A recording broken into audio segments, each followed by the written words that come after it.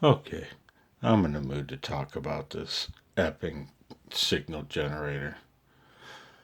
But first, I'd like to point out my favorite ramen noodle bowl. And we better get rid of this. Lest I look like some of you other guys. Yeah, you want to see something that really pissed me off. This is a sub-assembly that I'm sure came from Heathkit, and it had to come off. Why? Because the wafer switches are an integral part of that, as are those heavy copper wires, which are actually inductors, and I wasn't about to screw with any of that because this thing's calibration is spot on.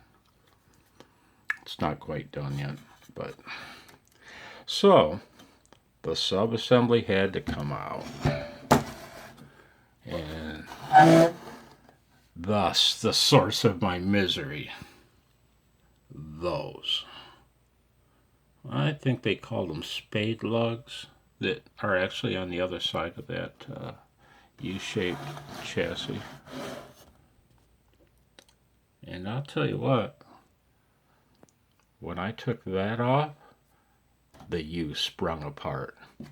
And there was no getting it back into shape, yeah, and have it stay in shape to go back in the original holes. So what am I going to do? Well, I'm going to get the thing back together somehow and working. So I drilled the holes out in the chassis. And they were just big enough for those probably 632 spade lug thread, spade lugs to go through. I'll bet I made them a 1/4 inch in diameter. And still fought with that thing and fought with it.